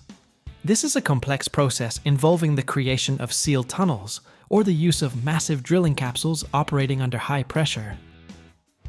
One method involves using giant seabed drilling complexes, which can exceed 200 feet in length and weigh over 5,000 tons. These complexes are equipped with diamond-tipped drills capable of cutting through even the hardest rock. During drilling, a specialized hydraulic system creates a water flow under pressures exceeding 3,000 pounds per square inch, washing out small rock particles and diamonds into special reservoirs. Another method uses giant underwater vacuum systems that can descend to depths of up to 1,000 feet and suck up hundreds of thousands of cubic feet of rock per hour. The material is then brought aboard a vessel or platform for initial processing. Special underwater crushers can process up to 50 tons of kimberlite rock per hour. Powerful pumping systems are used to transport the rock to the surface, capable of moving up to 1 million gallons of water per day. Streams of enriched rock are directed through pipelines that can stretch for several miles. The material then enters large sorting tanks, where it passes through gravity separators. Heavier diamonds settle at the bottom, while lighter particles are washed away and returned to the sea. Remotely operated underwater vehicles play a crucial role in deep-sea mining, operating at depths of up to 10,000 feet. They are equipped with manipulators that can precisely collect large diamonds directly from the seabed. Their high-resolution cameras allow operators, located hundreds of miles away, to control the process in real time. Deep-sea mining is so complex and costly that only a few countries in the world have the necessary technology. It can cost hundreds of millions of dollars, and the full mining cycle can take over 10 years. Despite the challenges, this method yields millions of carats of diamonds annually, supplying the global market with precious stones hidden in the ocean's depths for billions of years. On the surface, the extracted rock is crushed in processing plants, where massive steel jaws over 20 feet long break the stones into fragments smaller than 2 inches. Each plant can process over 10,000 tons of material per day. After crushing, the rock passes through a series of washing tanks filled with water and chemical reagents. Diamonds, which have high density, settle at the bottom, while lighter minerals are washed away. Once the material is on the surface, specialized X-ray separators are used to identify diamonds based on their ability to fluoresce under ultraviolet light. Magnetic separators work by exploiting differences in the magnetic properties of materials. Diamonds are non-magnetic, while most minerals in kimberlite rock have weak magnetic properties. In these systems, the rock is fed onto rotating drums over 20 feet long, which generate strong magnetic fields exceeding 10,000 Gauss. Magnetic mineral particles stick to the drum's surface and are removed into a separate container, while diamonds and non-magnetic rock residues move forward. X-ray systems are used in the next stage, when the rock is already significantly purified. These systems rely on diamonds' unique ability to fluoresce under X-ray radiation. The stones enter a special tunnel where they are exposed to X-rays with energies of up to 200 kiloelectronvolts. The diamonds begin to glow, and highly sensitive optical sensors instantly detect their location. The system then activates a high-speed air jet operating at pressures exceeding 100 pounds per square inch, which literally blows the diamonds out and directs them into a collection container. The cleaned diamonds are sorted by size, quality, and color. The sorting process is fully automated and managed by operators in specialized control centers. Each operator monitors dozens of X-ray systems using high-resolution computer panels. Modern systems use machine learning algorithms that can adjust equipment parameters in real time for maximum efficiency. If malfunctions or deviations occur, operators can manually change settings or redirect material flows for reprocessing. A single system can process up to 20 tons of material per hour with precision that detects even the tiniest diamonds smaller than 1/10 of an inch. At large diamond mines, dozens of such systems operate simultaneously, extracting hundreds of millions of carats annually. After sorting, the diamonds are sent for cutting, where artisans use lasers and mechanical tools to transform them into precious gemstones. Once cut, they enter the market, sold as part of jewelry or used for industrial purposes. Do you know what can amaze you even more than the flight of an airplane itself? It's life after the sky. Every year, thousands of airplanes are retired worldwide, and some of them become a source of metal for new automobiles or even construction frameworks. One single Boeing 747 contains around 165,000 pounds of aluminum, which can become the future raw material for dozens of other airplanes. Are you curious to learn how engines, which can cost up to $30 million, get a second lease on life? Or how first-class seats turn into part of a home movie theater setup? Are you ready to journey into a realm where technology, ecology, and business converge in one enormous hangar? Let us take off and explore. The first step in a retired airplane's journey is what insiders often call its removal from flight. In fact, this phase is sometimes referred to rather poetically as heading into retirement. Airplanes are retired when they reach a certain age, a certain number of flights, a certain tally of hours in the air, or when they simply become economically unviable to operate. Passenger airplanes typically serve from about 20 years to about 30 years. The metal gradually becomes fatigued from the repeated cycles of takeoff and landing, alongside the persistent air pressure at cruising altitudes. Engineers may detect micro cracks or other structural issues, making further flights risky. Older airplanes require more frequent maintenance, which becomes expensive. Eventually, the costs of upkeep can overshadow any profit from keeping that aircraft in service. More modern airplanes consume less fuel, are cleaner for the environment, and cost less to operate. For instance, contemporary designs, such as the Boeing 787 or the Airbus A350, are far more efficient than older airplanes like the Boeing 747. International safety standards also keep shifting. If an airplane does not meet new standards and modifications prove too pricey, that airplane is retired. Occasionally, airlines retire airplanes because travel demand declines. During the coronavirus disease 19 pandemic, many older airplanes were retired ahead of their original timelines. Interestingly enough, cargo airplanes can keep flying for a longer period, as there are fewer requirements for passenger comfort, and their overall load can be lighter. Yet, sooner or later, even cargo airplanes head into retirement. Once an airplane is ready for disassembly, it is towed to a specialized hangar, where its second chapter really begins. The first priority is the engines. They are, beyond any doubt, the most valuable part. Engineers remove them first, perform detailed inspections, and then either overhaul them for reuse or break them down for spare parts. One of the staff members told me that a single engine can be more expensive than the entire airplane. Can you imagine that?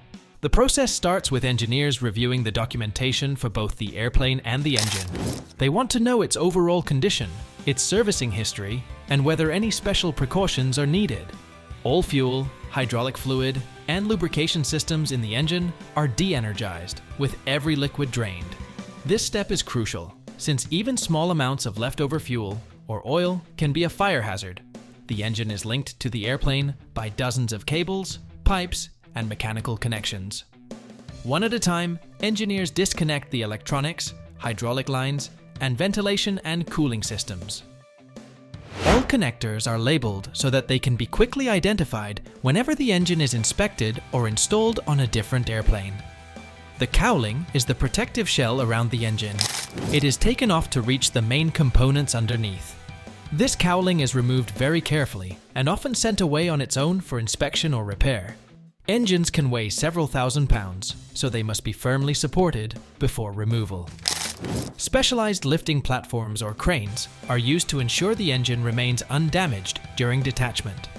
Engines are attached to the wing or fuselage by pylons, which are special mounting structures. Engineers gradually remove these attachments, frequently by hand, using high-precision tools. It is a delicate moment, since a slip can cause damage. Following removal, the engine travels to a service facility for inspection, repairs, or further disassembly. It is secured in a dedicated container that safeguards every part during transport. The engine is the priciest piece of the airplane. Depending on the particular model, it may cost anywhere between $10 million and $30 million. As a result, the removal process is carried out with extreme caution. Often, an engine is not taken off because of a failure, but rather to undergo planned maintenance, or so it can be installed on another airplane.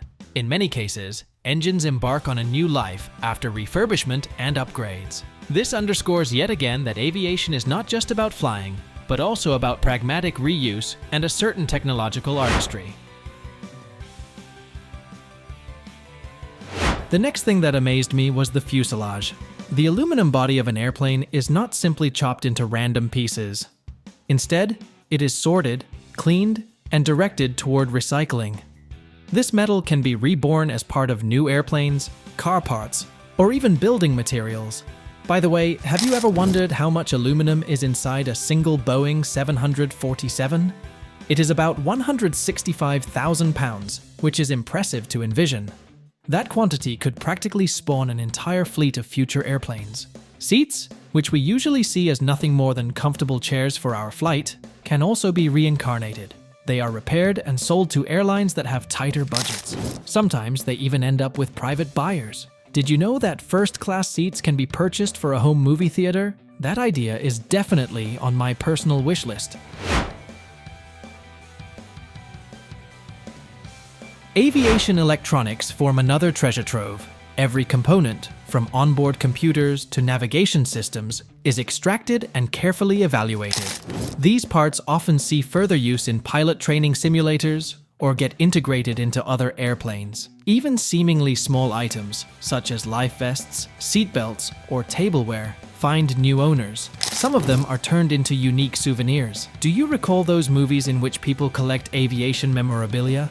That is actually based on reality. Aviation collecting can be quite costly. For instance, the nose section of an airplane or an antique propeller can sell for thousands of dollars. If a piece is historically significant, say it comes from an airplane involved in the Second World War, its value could multiply dramatically. The aspect that left me most astonished was the team's flawless coordination. They moved as if they were dismantling a gigantic construction set, with each part assigned its own special place in the bigger picture. It was almost like a dance involving both machinery and people, all working in harmony to accomplish something meaningful. Think about it.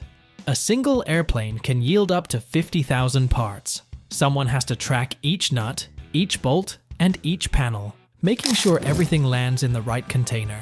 Logistics teams then see to it that no part gets lost and that every component reaches its intended destination, whether it is a repair center or a recycling facility. Disassembling an airplane is definitely not a matter of taking it apart and forgetting about it. Proper disposal protocols must be followed for all hazardous substances, such as unused fuel, hydraulic fluids, and batteries. Environmental teams and safety inspectors ensure that every step complies with regulations and safeguards the planet. Having witnessed all this, I am convinced that aviation is so much more than just flying. It is about ecology, business, and even a touch of art. Now, whenever I look up and see an airplane cutting across the sky, I find myself wondering what the future holds for it. How about you? So the next time you watch an airplane soar overhead, remember that even after its final flight, it can transform into something far greater.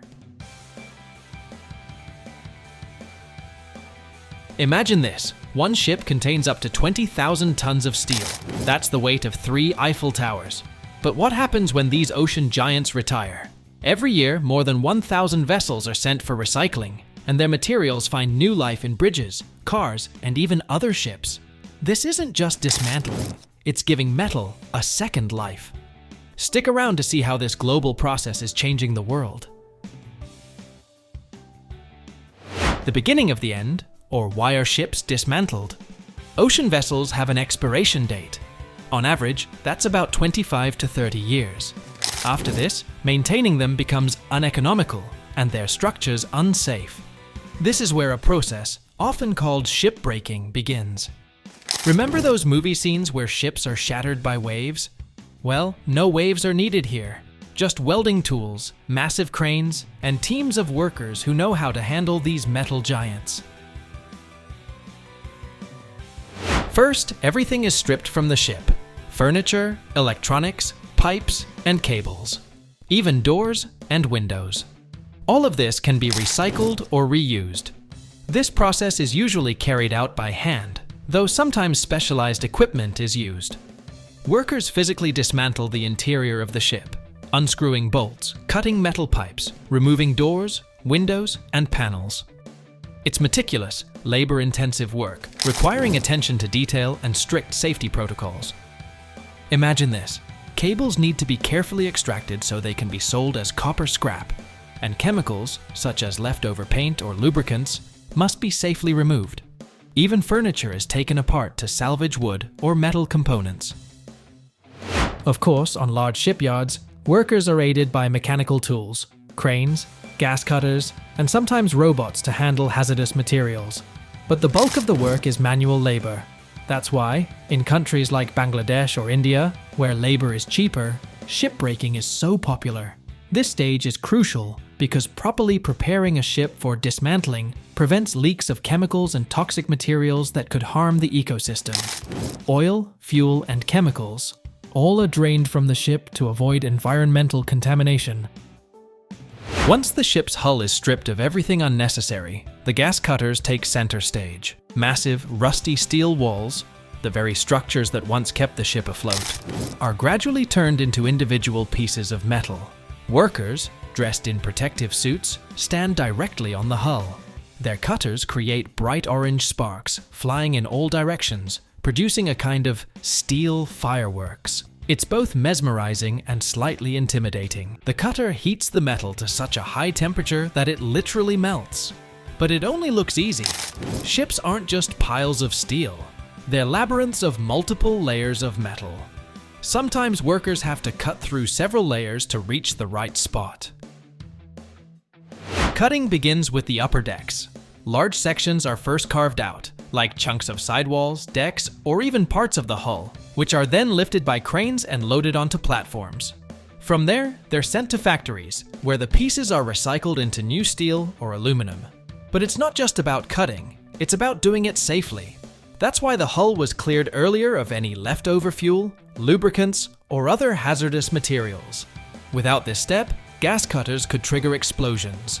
So, this process is not just labor, it's an art that requires strict adherence to safety rules. And of course, all this happens under the blazing sun or in humid coastal climates.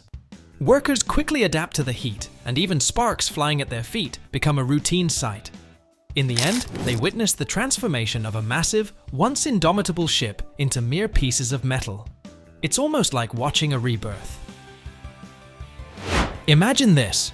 Those massive steel blocks that once kept a ship afloat become the foundation for new bridges, buildings, or even other ships. About 90% of a ship's materials can be recycled, and the largest share is steel. A single large ship can yield up to 20,000 tons of this metal. That's the equivalent of 3 Eiffel Towers in weight. Once the ship's hull is cut into pieces, the next thrilling phase begins: transporting the steel to factories. And trust me, it's not as simple as throwing it on a truck and driving off.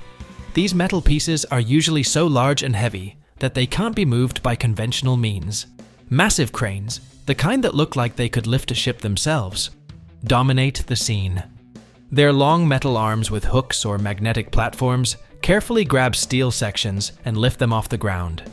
It's almost like watching giant toys in action, but everything is done with surgical precision, because one mistake could be costly. After that, the steel is loaded onto huge platforms or special trucks. Regular trailers won't cut it here. You need vehicles with reinforced frames capable of bearing tons of weight. Imagine this: one section can weigh several dozen tons. Sometimes, rail cars or barges are used for transport if the factory is near a port or river. This helps cut down on delivery costs because moving steel is no cheap task. The journey to the factory can be long. For example, if a ship is dismantled somewhere in South Asia, its materials might be sent as far as Europe or America. In such cases, the metal is loaded onto ships again, but this time on cargo vessels. Full circle, right? A ship becomes raw material transported by another ship. Once at the factory, the metal is carefully weighed. Every detail matters, from the total weight to the precise composition of the metal, as different alloys require different processing. Only then does the steel head to the melting stage, where its new life begins. This steel will become new construction materials. Ships continue their legacy, not in the ocean, but as skyscrapers or train tracks. But it's not just steel that's valuable. Ship components also contain aluminum, used in car and airplane manufacturing. Wooden elements, rare in modern ships but present in older ones, are restored and sold for decor. Fabric from old seats is sometimes repurposed into bags or even rugs. Isn't that cool? You buy something stylish and later find out, oh, this was on a liner that sailed the Caribbean. But it's not all smooth sailing. Ship recycling can pose environmental risks if done irresponsibly. Ever heard of Alang? It's the world's largest ship recycling yard, located in India. There, ships are literally beached and dismantled by hand. This method is cheap, but dangerous. Oil and chemicals can leak into the water, and workers often lack proper protective gear. Recently, however, the world has started paying attention to this issue. More and more ships are being recycled at specialized yards that follow strict environmental standards. For instance, in Europe, regulations require the safe storage and disposal of hazardous materials. The largest ship ever dismantled was a container vessel measuring 1,312 feet in length. Imagine taking apart such a giant. This container ship, Ever Given, became famous in 2021 after blocking the Suez Canal, though its end wasn't due to that incident. When ships of this scale are retired, they're usually sent to one of the world's biggest shipbreaking capitals. Dismantling such a vessel likely took no less than a year, because a mountain of steel, cables, equipment, and other materials is a serious challenge, even for experienced teams. Every piece must not only be cut, but also carefully moved, sorted, and shipped for recycling. At the steel plant I visited, everything starts with thoroughly inspecting the metal pieces. They're cleaned of any paint, rust, lubricants, or other impurities that could affect the quality of the steel. Watch as dozens of hands and machines work to prepare this metal for its next journey. Next, the pieces are shredded, cut into smaller parts that are easier to load into the smelting furnace. The process of cutting metal at steel plants is a spectacle in itself, like something out of a sci-fi movie. Huge workshops filled with sparks, heat, and the hum of machinery. These aren't ordinary scissors. They're powerful hydraulic presses, cutting machines, and even lasers. Each tool plays its part depending on the size and type of metal. First up are hydraulic shears. These massive machines can slice through thick steel like paper. They operate under immense pressure, thousands of tons of force that literally crush and cut the metal. Their crunch echoes throughout the workshop. For finer work, gas or plasma cutters are used. A gas cutter operates by burning fuel. Oxygen and acetylene heat the metal until it melts, and then a stream of gas cuts through it. Plasma cutters are even cooler. They create an electric arc that melts the metal, leaving a clean, precise edge. Then there are laser machines. They work with incredible precision, carving out the tiniest details. The laser beam seems to dance across the metal's surface, leaving behind a smooth, polished cut. This is the technology of the future, already in action at many factories. But this isn't just random cutting. Every step is carefully planned. Metal is sorted by thickness and type to avoid damaging equipment. Larger pieces go through specialized conveyors to the next stage, while smaller ones are sent straight to melting. For melting steel, arc furnaces are used.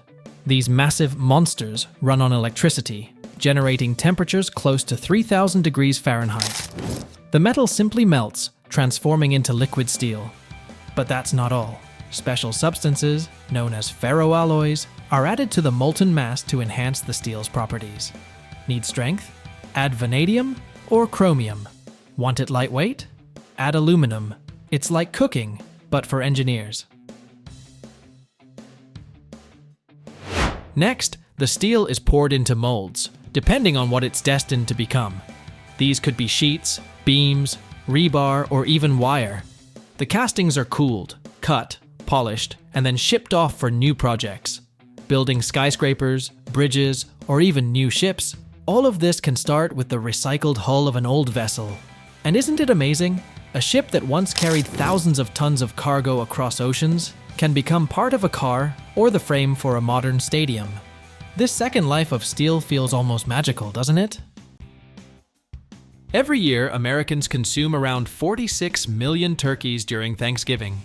Ever wondered how many steps a turkey goes through before it lands on your dinner table? And no, it's not just about becoming the star of your holiday feast. From small family farms to massive industrial complexes, the story of turkeys is fascinating, a bit surprising, and definitely worth your attention. Ready to break it all down? Let's dive in. It all starts with eggs. On specialized farms, breeding turkeys lay eggs, which are carefully collected by workers or automated systems. These eggs are then sent to hatcheries. Think of them as nurseries for future birds. In the United States, turkey farms range in size, from small family-run operations to large commercial enterprises. According to the United States Department of Agriculture, 99% of all farms in the country are family-owned. However, medium and large-scale family farms account for 68% of production, highlighting their critical role in American agriculture. The U.S. is one of the world's leading producers of turkey meat. Key turkey-producing states include Minnesota, Indiana, Missouri, and Arkansas. Overall, turkey farms play a vital role in the agricultural sector, supplying a significant portion of domestic consumption and exports. On larger turkey farms, incubation facilities can span impressive areas, designed for the optimal growth of the birds. The size of the farm determines the capacity and automation level of these hatcheries. Eggs are placed in specialized incubators with controlled temperature and humidity. A standard incubator can hold anywhere from 500 to 2,500 eggs. If a farm operates several of these units, the total incubation area can cover hundreds of square feet, depending on the farm's needs. Modern incubators often come equipped with automatic egg turning systems, ensuring eggs stay in the proper position throughout the incubation period. These systems also feature sensors to monitor temperature, humidity, and ventilation, key factors for achieving high-quality hatch rates. After 28 days, tiny turkey poults emerge from their shells. Unlike in nature, where they break the shells on their own, humans often assist the process to minimize losses. Once hatched, the poults are transported to grow-out farms. And by the way, their journey is just getting started. When a poult hatches, it's still reliant on residual nutrients from the yolk absorbed in its abdomen. These newborns need warmth because their bodies can't yet maintain the necessary temperature for normal functioning. Right after hatching, poults are placed in warm rooms set at about 95 degrees Fahrenheit. Over time, the temperature is gradually lowered to 73 degrees as the poults develop their ability to regulate body heat. Within a few hours or days, the poults begin seeking food and water. Since incubators provide high temperatures and specific conditions for survival, the young turkeys start consuming water and feed actively within the first hours of life. A crucial step after hatching is creating the right environment. This means constant monitoring of temperature and humidity, along with proper conditions to prevent stress or illness caused by inadequate feeding. Right after hatching, poults are moved to specialized facilities where they get the essentials for survival and growth: warmth, feed, water, and protection from disease. These steps are absolutely critical for their healthy development. Transportation to farms happens as soon as the poults are strong enough for the journey. Typically, they're placed in specialized containers designed for their comfort, constant temperature, ventilation, and enough space to move around. These containers, made from either plastic or soft mesh, ensure the poults can breathe and stay safe during transport. The microclimate inside is carefully maintained to keep the poults healthy. Poults are transported to farms within a few hours of hatching, usually before they start eating or drinking. Feeding begins the moment they arrive at the farm, marking a vital stage in their growth. During the first few days, poults are given a special starter feed packed with essential vitamins, proteins, minerals, and amino acids to support healthy growth. This feed often includes finely ground grains, flour, and feed additives. Water is available 24 hours a day because hydration is critical for young birds. Ensuring they receive vitamins and antibiotics helps prevent diseases and supports proper growth. Over time, the feed is gradually switched to more complex formulations, including turkey-specific compound feed designed to build muscle mass effectively. A turkey's diet consists of grains, protein supplements, vitamins, and minerals. And no hormones. Most countries strictly ban them. Turkeys grow quickly. In 4 to 6 months, they reach an average weight of 15 to 33 pounds, depending on their gender and breed. Massive poultry barns can house thousands of turkeys at a time, equipped with everything they need for comfort: ventilation systems, automatic feeders, and water dispensers. Free range? Forget about it on large farms. Most turkeys spend their entire lives indoors. Why? Because it's easier to monitor their health and prevent diseases that way. When turkeys reach their target weight, they're transported to specialized processing plants. And this is where things get interesting or complicated, depending on your perspective. The birds are loaded into crates, which are then placed onto trucks. Transport usually happens at night or early in the morning to minimize heat stress, while the final destination is the processing plant. Ensuring the turkey's well-being at every stage of their journey is crucial. It's not just about the bird's health, but also about economic efficiency, meat quality, and maintaining the producer's reputation. Ethical practices and meeting societal expectations for humane treatment of animals play a significant role here. Let's dive into the details. Even though the plant is the end of the road, the journey there needs to be as humane as possible. This is not just an ethical issue, it's a practical one. Every stage of raising turkeys represents an investment of time, money, and resources. Any significant loss, illness, or injury caused by stress at this point would undermine all the prior effort. Adhering to standards and regulations helps producers avoid scandals or penalties from the government or animal rights groups. Stressed birds often yield lower quality meat, tougher texture, and diminished taste. This directly impacts the producer's reputation. For example, turkeys that experience severe stress before processing can develop a condition called muscle breakdown, which ruins the texture and flavor of the meat. That's why ensuring their comfort until the very end is not only essential for the farmers, but also critical for the final product's quality. Now, we've reached a moment some might prefer to skip. But if you want to understand the entire process, you need to know the truth. Processing at factories isn't for the faint-hearted. Turkeys are stunned using either electrical currents or gas. This is done to minimize stress and pain. The birds are released one by one into designated holding areas or guiding lanes designed for smooth movement toward the stunning zone. These areas are carefully constructed to reduce panic and overcrowding. They often feature smooth surfaces with no sharp edges to prevent injuries. The design ensures that turkeys move in a single direction without pushing or jostling each other. There are two main methods of stunning. In the first, turkeys are guided through a water bath where a mild electrical current is applied. When their heads touch the water, the current stuns them instantly. The second method involves placing them in a sealed chamber where oxygen levels are gradually reduced and gas is introduced. This causes them to lose consciousness without physical pain. In the stunning areas, dim lighting or blue-tinted lights are often used to calm the birds. Factories also reduce noise levels since sudden loud sounds can cause panic. Human contact at this stage is minimized to avoid adding extra stress. After stunning, automated systems handle the slaughter process. The turkeys are then scalded to remove feathers, and later they are either processed into parts or kept whole. Once stunned and slaughtered, the birds are hung upside down on a conveyor belt that moves them through processing zones. The first step is scalding. Turkeys are dipped into large tanks of hot water, typically over 140 degrees Fahrenheit. This process lasts a few minutes and serves two purposes: softening the skin and sanitizing the bird's surface. After scalding, the turkeys are moved into specialized machines called defeatherers, or feather removal machines. These machines are rotating drums fitted with flexible rubber fingers. As the birds pass through, the fingers gently strip the feathers off the body. The rubber material ensures the feathers are removed without damaging the skin. Following this mechanical process, any remaining feathers are checked and manually removed if necessary.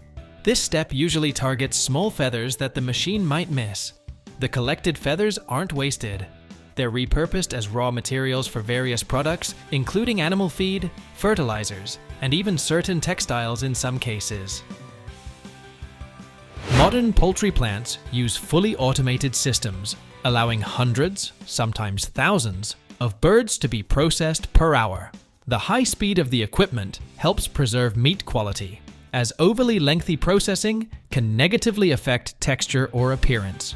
The finished meat is packaged in plastic bags or vacuum-sealed containers and prepared for transportation to stores.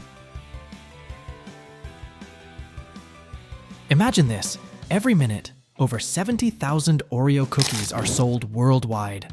That's enough to circle the Earth more than 400 times. But what makes them so insanely popular? How do they create that legendary flavor and perfect texture, loved in over 100 countries? Today, we're stepping behind the scenes at one of the world's most famous factories to uncover all the secrets behind this iconic cookie. From its unique design to the creamy filling, let's dive in. The Oreo recipe was first created back in 1912 at a factory in Manhattan. To this day, it remains the most popular cookie in the world. Since its inception, more than 500 billion Oreos have been sold. If you lined them all up, they'd wrap around the Earth over 400 times. Oreo is also one of the most active brands on social media, with over 40 million followers on Facebook and millions of fans on TikTok and Instagram. Campaigns like Twist, Lick, Dunk have gone viral in countless countries.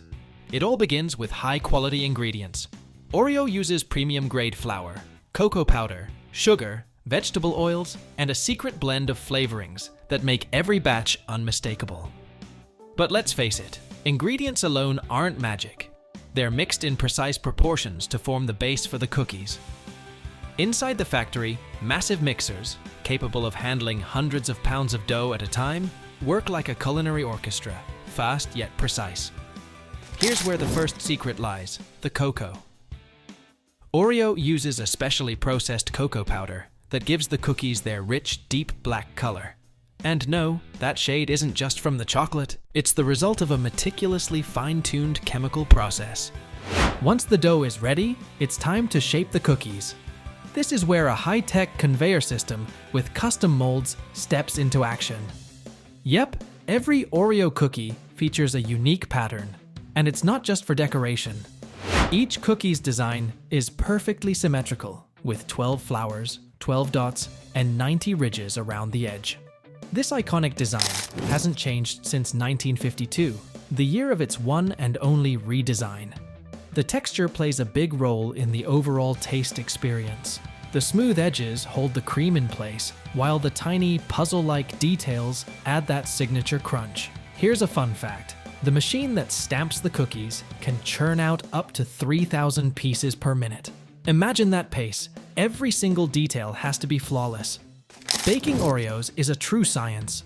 The dough travels through an oven line that stretches up to 245 feet long, with the temperature monitored literally at every inch.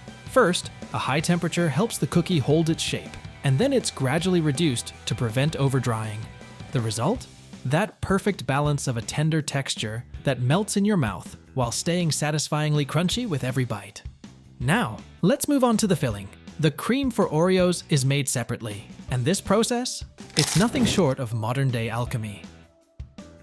Massive mixers whip the cream filling to the perfect consistency you know and love. Here's a little secret. The cream isn't just spread on. It's piped through special rotating nozzles to ensure an even layer. For the classic Oreo, that's a vanilla cream filling. But you already know how many flavors are out there today, right? From strawberry to mint chocolate, each new flavor undergoes rigorous testing before hitting store shelves. The formula for Oreo's cream filling is top secret, with only a handful of people in the world knowing the exact recipe. Now comes the most magical part, joining the two cookie halves. This process, called sandwiching, is performed with incredible precision by machines. Fun fact, every other cookie half is flipped upside down to ensure a smooth connection with the cream. And just like that, in seconds, the iconic sandwich is born, ready to enjoy. Studies show that around 50% of people twist apart their Oreos before eating them. Even more folks dip them in milk. In fact, Oreo is officially considered the perfect cookie for milk. Scientists have even experimented to find the optimal dunk time, 4 seconds. That's just long enough for the cookie to maintain its crunch while melting in your mouth. Every hour, over 1.5 million Oreos are produced in factories worldwide.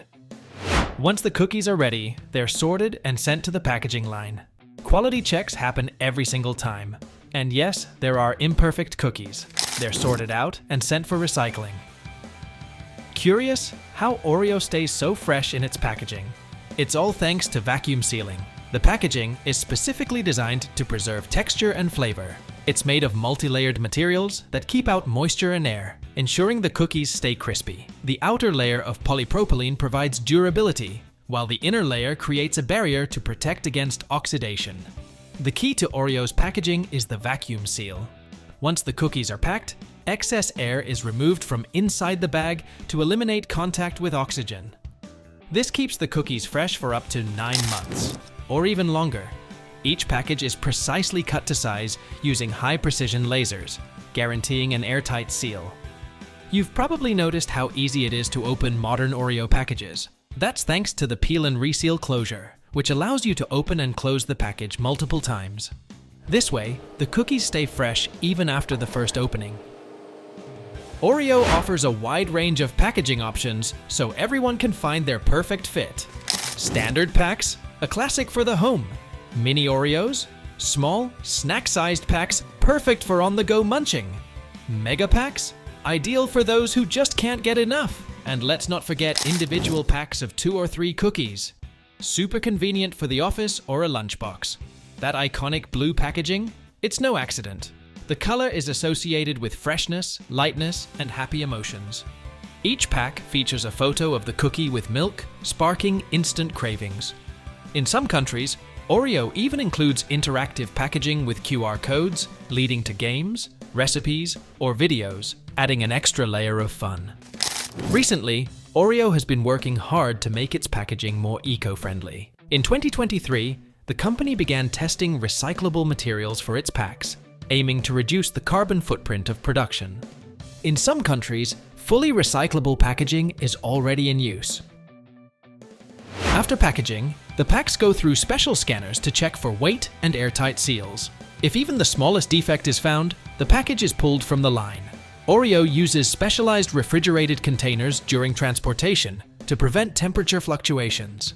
This ensures the filling's texture and the cookie's crunchiness are perfectly preserved. Did you know Oreo is made in over 50 countries and sold in more than 100?